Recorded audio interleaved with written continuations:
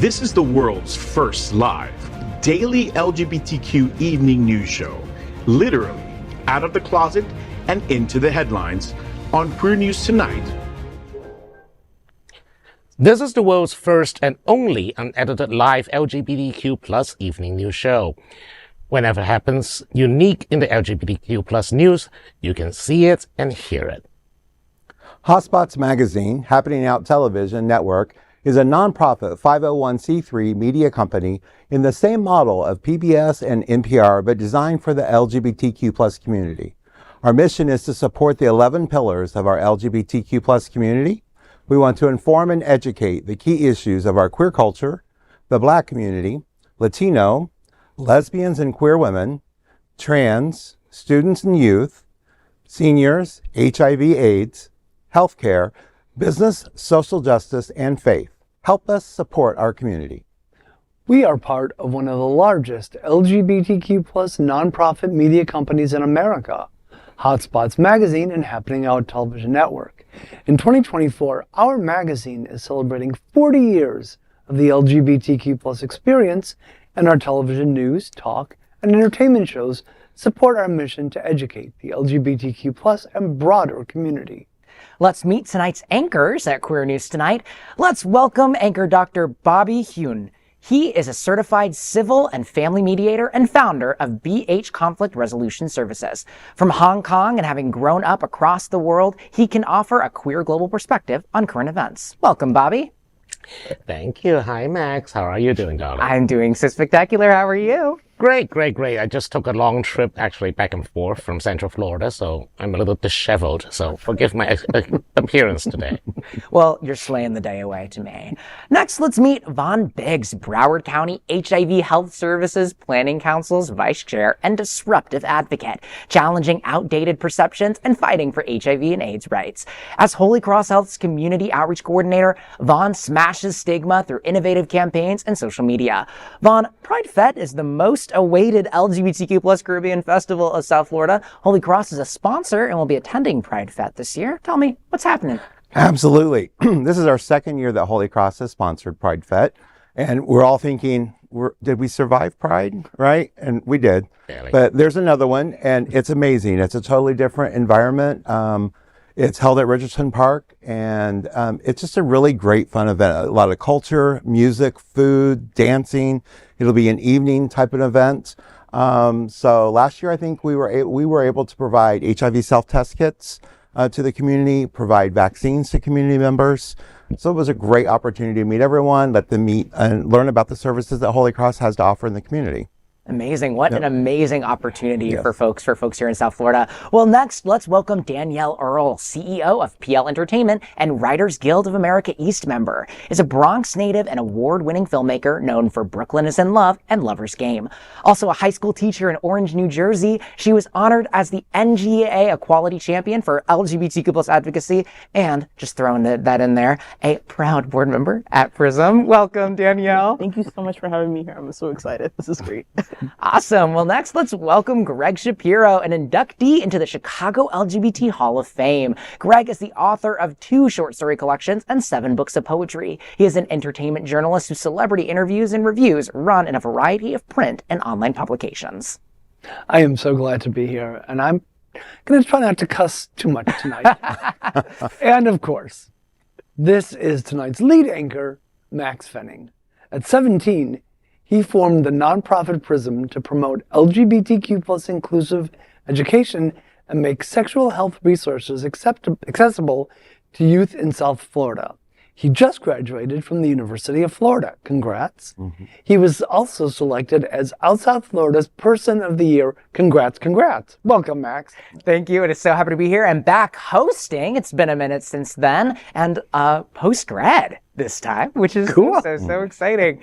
All right, we are the reporters for Queer News Tonight, and this evening we begin with the queer headlines. The LGBTQ plus community in South Florida and across America is diverse. Our community across the world is vast, and here are the bullet points of the queer news for Tuesday, July 16th, 2024. First, this evening, let's queer up South Florida and Florida. HOTspots magazine new issue is a self-care edition. On stands July 18th. HOTspots is celebrating 40 years with the new issue on stands Thursday. The magazine is part of HOTspots Happening Out, the largest nonprofit LGBTQ+ media group in America. The upcoming issue is a special self-care edition where Scott Holland talks with Leonardo Oliveira, aka Leo Harley, for the HOTspots Hotties feature. The magazine also features a special feature named Hot Bodies by Leo Harley, where he has shared some must-know fitness and nutrition tips for people turning 40. This month in LGBT history will give you insights into the lesser-known facts about what happened this month in queer history. The issue also shares advice from massage specialists, so don't forget to check out the feature How to De-Stress on a Tight Schedule by gayfriendly.com. As part of this self-care edition, the new issue also discusses 4 tips to mind your mental health by Family Features and Ultimate Summer Skincare Guide by Fresha.com. Did you know the Greater Miami Convention and Visitors Bureau is celebrating its 17th annual Miami Spa Months? The magazine covers everything to help you with all the details. There's more! Larry Olson got in touch with Pandora Box for her new dance album named Box. She's also sent a message to DeSantis through this HOTspots interview. You have to read what she said. What's more, the Indigo Girls documentary, It's Only Life After All, is now on Netflix, and the new issue has everything you'd like to know about the band. And of course, you can read popular features like Out with Scott and What's Hot by Scott Holland, and you hear about the first announcement of the HOTspots Happening Out 40th Anniversary Cruise. The 4-day cruise features a special 4-day Friday to Monday weekend cruise from just $189 and includes free cruise connection transportation from 17 South Florida cities.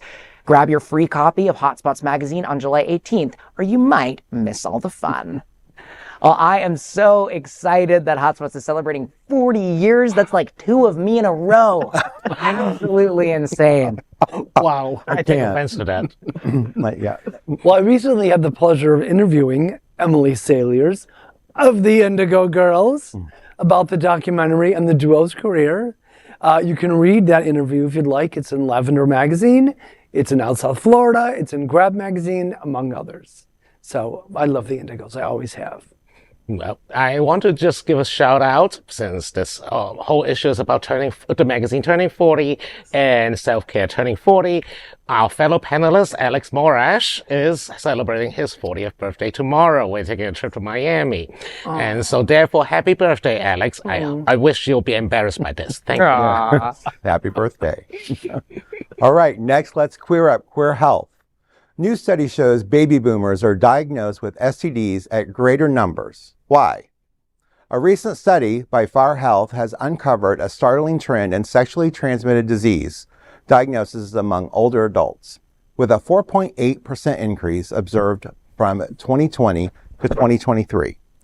Highlighting the data is a significant rise of 23.8% in STD diagnoses among patients aged 65 and older, marking the largest surge across all age groups. Factors behind this vast differences include changing sexual norms, lack of awareness, and less frequent use of protective measures compared to younger generations. The findings are based on analysis of over 47 billion commercial healthcare claim records. The statistic also indicates notable increases among patients aged 55 to 64, up by 16.2%. The fastest growing STD diagnoses include syphilis, which surged by 29.4%, gonorrhea by 16.8%, and HIV and AIDS by 14.1% over the study period. Moreover, patients aged 65 and older saw a remarkably 32.2% increase in HPV diagnoses. A particular concern is the disparity in diagnosis rates between genders. Male patients experience a significant 59.2% rise in gonorrhea cases, whereas female diagnoses declined by 19.3%. One of the reasons behind this difference is said to be anatomical. Typically, anatomical variations in the urethra between males and females contribute to a lower prevalence of gonorrhea among women, as the female urethra is shorter than in males. Health advocates for the LGBTQ+ community also suggest it is a sign that STDs are more significantly affected the queer community. Fair Health President Robin Gelberg emphasized the organization's commitment to public health research, aiming to shed light on critical health issues. Well, first, we talked about this subject a lot. We've had a couple of discussions of the 65 plus community, STDs in the community, and that rise in that. But I think it's still important to talk. We have to be empowered and empower our friends, our cohorts to talk sexual health to their providers. We've got to be able to talk to them. They've got to be able to address their, not to go in as a shame. It's like, do whatever, there's no shame in your game. Come on, let's just go and have that conversation. Let's talk about prevention. Let's talk about what we can do with Doxypep out on the market, things like that we can do to address these increases. I think it's interesting that they always talk about the LGBTQ community. When it comes to an STD, it comes to a new diagnosis, like when we had Mpox, that it's the gays. They're the ones that's spreading this. But it's, when you look at sexual history, you don't typically see males on either the heterosexual side or the gay side having extreme cases of more sexual encounters over their lifetime. So I think it's interesting to say there's some challenges there, but we as an LGBTQ community are more open to be out in public. I mean, as advocates, we know that there's a sort of like a generational divide. Boomers boomers lectured LGBTQ people and younger generation about, how promiscuous we are, but we don't talk about sexual behavior among boomers, especially older boomers. And they tend to be, I'm not going to cast aspersions, but, they tend to be generally not aware or don't care.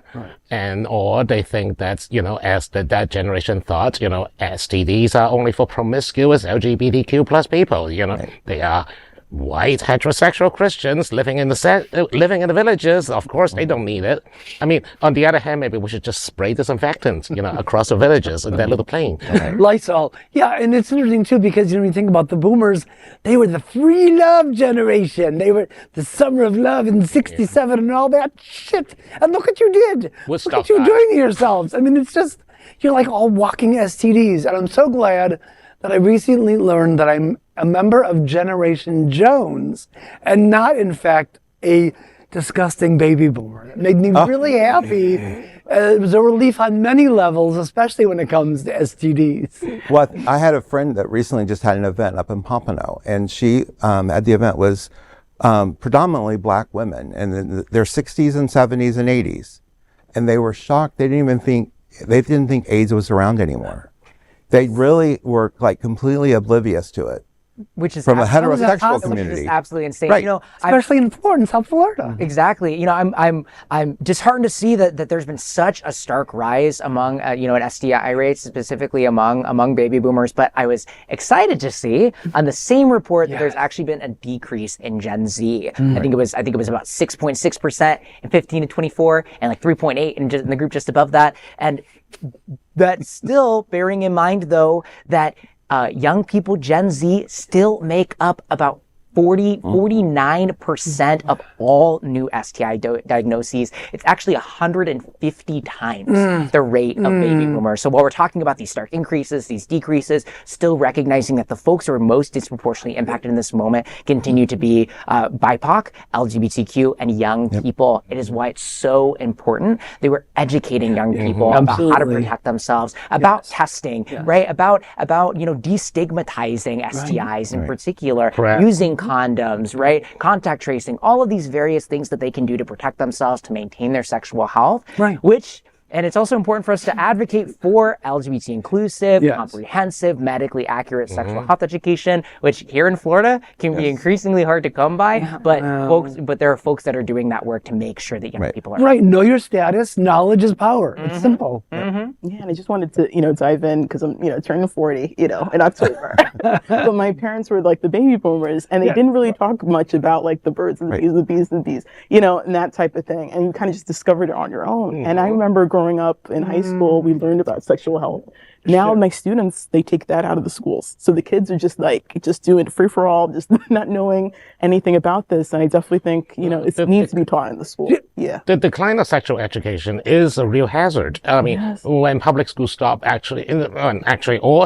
all levels of the education hierarchy, they start to ignore personal issues like sexual health, it's the young people who suffer. You know, they see, you don't actually get very accurate portrayal of healthy sexual behavior via either mainstream media or even pornography. Right, the internet. I mean, the internet can be both good and bad in that term. I mean, I was privileged to have actually really, really solid sexual health education. I hail from Palm Beach County, where they historically had super comprehensive and LGBT inclusive sex ed. I mean, they talked about trans issues in a positive light. They talked about queer relationships, relationship abuse, STIs, HIV, all of that, condoms, all that good stuff. And so I did still wind up getting STI, I had chlamydia, and I got gonorrhea right after becoming an adult. But because I had that education, I knew what to do about it, right? Absolutely. Chlamydia is so easy to get rid of, right? You take a pill and you don't have sex for 7 days, right?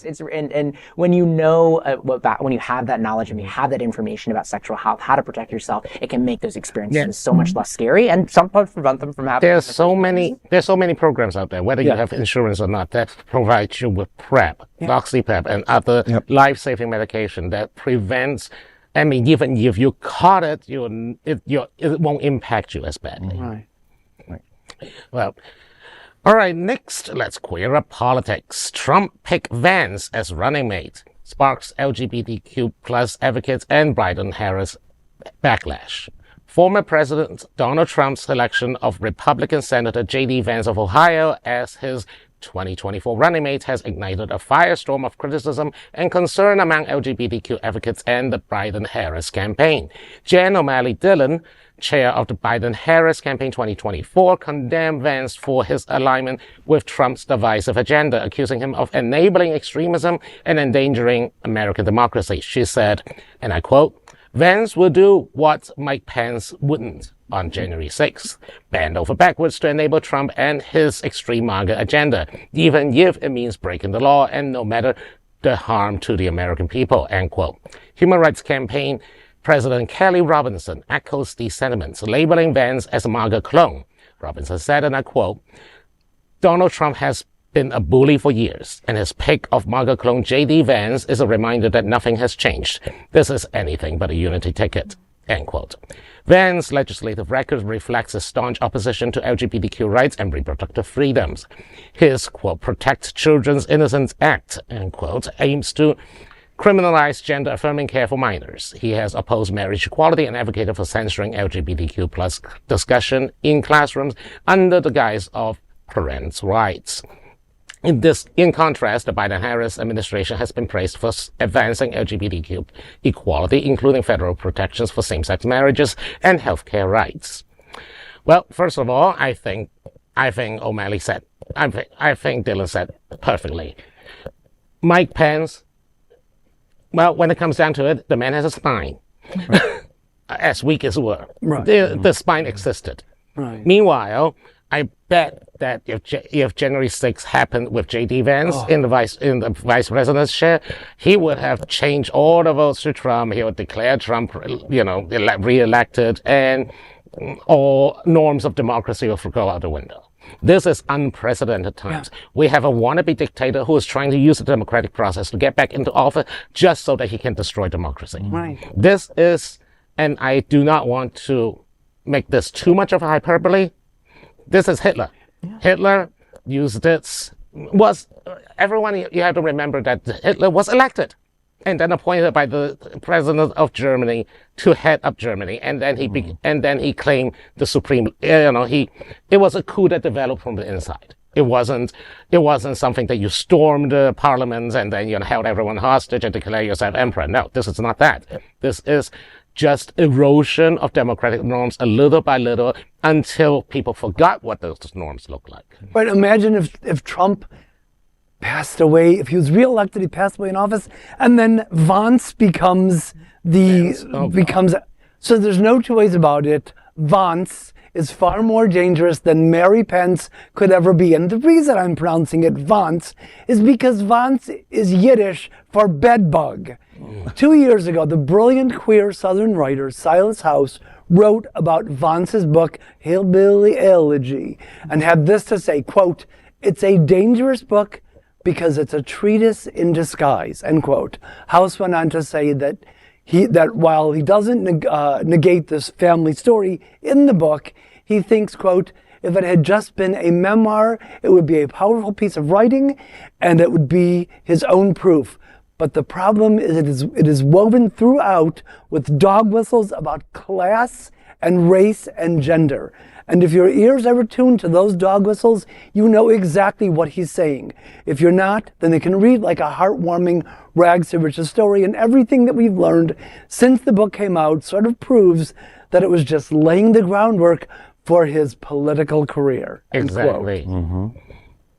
Yeah. And I just want to add that, J.D. Vance is not a unity ticket. Unity ticket would be taking someone with a moderate position and pair it with his extremist radicalism. Mm-hmm.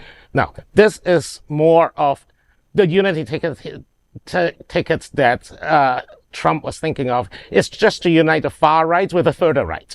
This is nothing to do with any other person or any other party or any other faction, even inside the Republican Party. He's not inviting Liz Cheney. It's a Heritage Foundation wet dream, is what it is. Yeah, no, it is. It is Project 2025 manifest.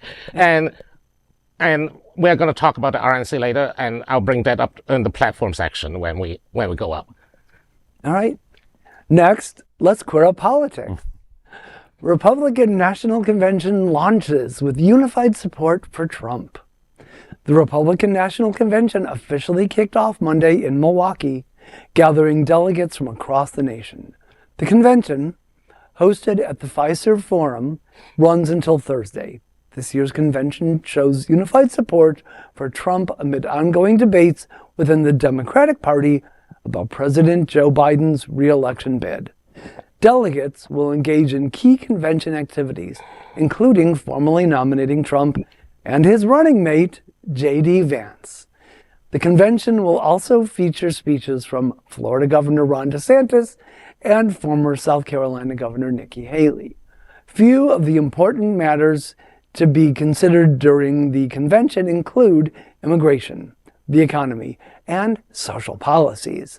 Throughout the 4-day event, state delegations will gather for breakfast meetings and participate in a range of programs and seminars, including voting on the Republican Party platform. Influential conservative groups, such as the Heritage Foundation, will discuss Project 2025, a plan for significant governmental reforms. Moms for Liberty will host a panel discussion, while GLAAD notes that LGBTQ+ issues are likely to be addressed from a far-right perspective, including potential bans on transgender military service and restrictions on transgender participation in sports. Policies allowing businesses to refuse service based on religious beliefs and efforts to defund schools supporting transgender students are also expected to be highlighted. One of the most important moments of the convention was when Trump announced his vice presidential running mate, Ohio Senator J.D. Vance. Trump announced that his convention speech acceptance was largely rewritten from a rip-roaring attack of Biden to a larger "we need to unite" theme. Each convention night will feature themed sessions with the vice presidential candidate traditionally speaking on Wednesday, and Trump slated to formally accept the nomination on Thursday evening. What's nice that all the psycho sycophants, including Haley and DeSantis, are lining up to suck at the teat of Trump. They're so desperate to be in his gross graces, they don't realize the milk is tainted. And let's not talk. And I just saw a summary of the new RNC platform that they actually passed. Trump is trying to obfuscate the radical elements of Project 2025 by removing certain things. For example, they now, on the platform now, abortion is considered a state matter, when we all know that that's not going to be true, because, now he has a 6-3 Supreme Court with radical Christian nationalists Alito and Clarence Thomas on the docket. We already know that he's planning to deport 12 million immigrants, no matter whether they're legal or not. If your name is Rodriguez, if your name is Lopez, if your skin is brown, you better start packing now. And that's a warning to all the Cubans in the South Florida community who so eagerly embrace Trump. I mean, I won't comment on the GOP itself. I legally can't because of the logo next to my name. But what I will comment on is just the absolutely ridiculous group of people that are in this space. I mean, Moms for Liberty. Yeah. Come on. The Bridget Ziegler and Christian Ziegler of all folks, that's hypocrites into your space. It's absolutely ridiculous. And then also the Heritage Foundation. I mean, I'm sure, folks have heard at length about Project 2025. If you have not read that, I know it's a long document, but if you want to get the Spark Notes, I suggest reading up on it because it is absolutely terrifying. Not just on their stance on policy issues, from abortion to LGBT rights to other social justice issues, but just in terms of the foundations of our democracy, right? Just the very structure of our democratic principles and our democratic systems that we hold so dearly. I mean, civil service is going to be completely transformed under this Project 2025 to be basically a single party dictatorial state. Anyone who is considered disloyal or otherwise known as not Republican will be replaced by sycophants who will slavishly take on the Project 2025 agenda. And I want to loop back to LGBTQ plus rights. Can you imagine if, let's say that states still all consider the state rights. In red states, that means that now state governments can force LGBTQ children into conversion therapy. They can forcibly detransition transgender people. They can forcibly, essentially torture LGBTQ people for their own personal entertainment. Yeah. It's like a twisted time machine. They want to just take us back. It's torture. Yeah. We said it earlier, too. We were talking about this earlier, and it was people have not seen or read the 2025. I mean, it's all over the internet. You can't miss it, right? It's being posted everywhere. Take the opportunity to read it. If you've not heard it, not read the 900. I mean, if you want to, go ahead, but at least get educated before you go cast a vote. I mean, I actually am very thankful for a group of gay furry hackers who actually hacked the Heritage Foundation and leaked the documents and communication, and which was absolutely hilarious as a bit of political theater, but yeah. Yeah, and I just want to dive in. It's just like, it's sad that Trump is like sucking up all this publicity, for himself, and especially I just feel bad for like the LGBTQ youth, especially, Max, like, and especially in New Jersey, where, I currently live. But just, it's like going to be a huge pushback of all the stuff that we push forward for teachers to now putting in the classroom for LGBTQ curriculum and like the Black History curriculum. It's disheartening. So I just, Speaking of New Jersey, breaking news: Bob Menendez has been convicted today. So, but you guys, but we already have a new candidate in place. So it's hopefully it will be a safe seat for us because we do need to claw back the Senate. Yeah. Next, we are proud of our special partnership with Sunshine Cathedral, the world's largest queer church here in Fort Lauderdale. Supporting that partnership, we are broadcasting from our permanent set here at Sunshine Cathedral at the Happening Out television studios. We broadcast Sunshine Cathedral Sunday International Service at 10:30 a.m.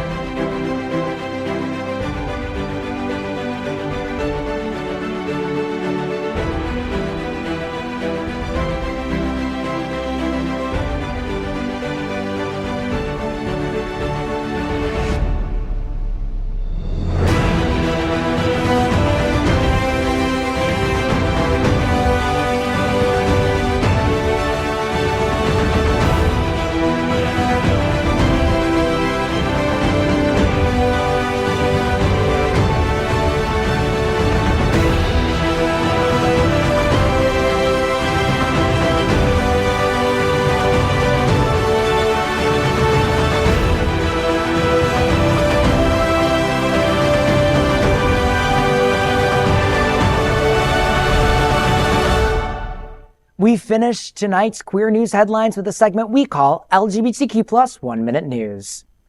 LGBTQ plus 1 Minute News, let's queer up South Florida and Florida. PrideFe 2024 celebrates Caribbean culture in Wilton Manors. Join the vibrant celebration of Caribbean culture at PrideFe 2024, held at Richardson Historic Park and Nature Preserve in Wilton Manors on Saturday, August 10th. Enjoy music, food, and a lively atmosphere honoring LGBTQ plus diversity. Pre-sale tickets are available until August 9th. Don't miss the chance. General admission is $7 online, and VIP is $85, which includes hors d'oeuvres, indoor access, and 5 drink tickets. For further details, visit pridefet.lgbt. Well, I know I'm going to PrideFe. It'll actually be my first year going. I'm so excited too. Prism will be there and showing up and showing out, and I'm just so ecstatic for this event. If there any reason for me to get the VIP ticket, it will be the indoor access part. Oh my God. It's going to be like 100 degrees even at night. August. Yeah. And I know they're still looking for vendors, so anybody who wants the vendor, it's an opportunity. That's a reminder. If anyone wants to become a vendor for PrideFe, please contact them Definitely in immediately. order to get my family's from like the West Indies and everything. So, this is like... And you'll still be in town at that time? Yeah, so I'm like, I'll definitely check it out. Yeah. It's a really fun event. It really is. LGBTQ plus 1 Minute News, let's queer up trans rights. Florida denies gender marker changes on birth certificates for trans residents. In the past year, Florida's health department has denied requests to amend gender markers on birth certificates for transgender adults and minors, citing pre-existing statutes. Despite providing documentation of clinical treatment and legal name changes, applicants were rejected. This shift contradicts the department's decade-long practice of updating such records. Transgender Floridians, even with other government IDs reflecting their current gender identity, face a process seemingly designed to reject all applicants, with the Bureau of General Statistics issuing denial letters throughout 2023 and 2024. This is so typical of the kind of thing that continues to occur during the DeSantis administration. I am counting the days until the end of his deplorable reign. Look, I have seen that it's a bit of a mixed bag. I've heard from so many trans people in our state that have been denied that birth certificate change. But I was also so happy just a couple days ago when Prism's policy director Stephen Rocha sent me a text saying that he had gotten his birth certificate updated. So not all hope is lost, right? There are still Floridians that are getting that application accepted, but it is far and few between. And of course, we still have some very, very serious restrictions on changing gender markers on driver's licenses. So much work to be done. All right. Let's queer up LGBTQ 1 Minute News. Let's queer up health. Another massive Florida health data breach under DeSantis administration. Floridian sensitive health records, including HIV test results, doctor's notes, and immunization records, were seized by hackers and released on the dark web. Over 20,000 files contain lab results, signed medical release forms, and social security numbers. The cyber attack carried out by Ransom Hub targeted the state's Bureau of Public Health Laboratories. DeSantis administration seems to be facing difficulties in tackling cyber attacks. Over the past 3 years, data of more than 10 million Floridians has been exposed in breaches. Ransom Hub has demanded an undisclosed sum from the state to prevent the release of the records. Okay, it was very interesting. I was actually on a call last week with the state, on a call that I was on, and the question was posed to them as saying, did they get the HIV records? And they said, absolutely not. HIV records are kept in a different system and was not hacked. And then 2 days later, this news came out. So some of the issues is our health departments are not prepared for this, clearly. They're not transparent when it comes to issues with either the local health departments or our state health department. There is a sense of, because of who our governor is, they don't say anything. So it leaves everybody in the dark. And at some point, we've got to start standing up and demanding answers. Because one thing that's happened is, obviously, if their records have been released, it is their due diligence to contact those people. And I don't believe they made any attempts to do that yet, nor has the public health officer made any statements in regards to this. The incompetence is staggering. Well, LGBTQ plus 1 minute news. Let's queer up politics. Tucker Carlson claims Pete Buttigieg isn't really gay. In the recent episode of Twitter-hosted Carlson's show, former Fox News host Tucker Carlson claims Transportation Secretary Pete Buttigieg isn't really gay, call him, quote, supposedly gay, end quote. Carlson stated a gay producer told him Buttigieg is not gay and added, quote, gays all keep close track of that stuff, end quote. Carlson, who is set to speak at the Republican National Convention, has also made derogatory comments about Buttigieg in the past. Queer News Tonight is pretty sure Pete Buttigieg is gay. Personally, I don't really care if Pete Buttigieg identifies as a furry. But the thing is, this is essentially the gay equivalent of that conversation when you have a white bigot meeting a Jewish neighbor, and it's like, oh, I know, and then he says, oh, I know the like Rothsteins on the other side of the country. Have you guys met? Right. Like as if we all go to a bloody convention together and like, you know, Compare notes. Oh, we all have committees, and Elton John is our godfather, and there's a whole gay mafia, and everything is everyone knows each other's business. We don't do that, Tucker. We have better things to do. And it's like going to musicals and hooking up and getting a drink and protest your bigotry. Well, and it's so funny because Tucker Carlson isn't really straight.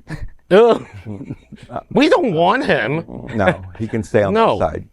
No. All right, LGBTQ plus 1 minute news. Let's queer up drag culture. RuPaul's Drag Race Global All-Stars premieres August 16th. The highly anticipated RuPaul's Drag Race Global All-Stars is finally here. Hosted by RuPaul with Michelle Visage and Jamal Sims as judges, this season features 12 queens: Alyssa Edwards, Athena Likis, Eva LaQueen, Galavero, Kitty Scott Claus, Queen Kong, Miranda Lebrau, Nehelenia, Pythia, Soa de Muse, Tessa Testicle, and Vanity Vane. Premiering on August 16th on Paramount Plus, the winner will win $200,000 and be crowned Queen of the Mother-Tucking World. Oh, I don't watch Drag Race, much to Al's chagrin, I'm sure, but maybe I'll get started. Maybe this is the season where I start. This is very international. Apparently, I just saw the sign. Tessa Testicle is from Germany. That's a fun name for Absolutely. I think you should read all the names again. I highly disagree. Let's not. I'd rather be waterboarded. And that is today's news for the LGBTQ plus community on the world's first and only daily LGBTQ plus evening news show. If our community is important to you, share this news with your friends and family. Join the conversation on your favorite streaming platform.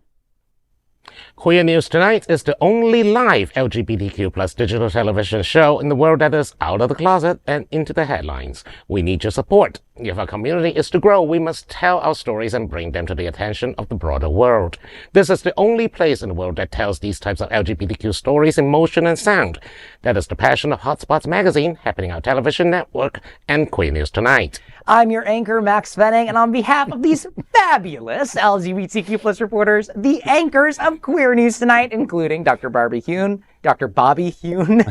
Barbie, yeah, sure. Von Biggs, Danielle Earle, Gregg Shapiro. We will see you daily at 8 p.m. To our LGBTQ plus world, we wish you good night.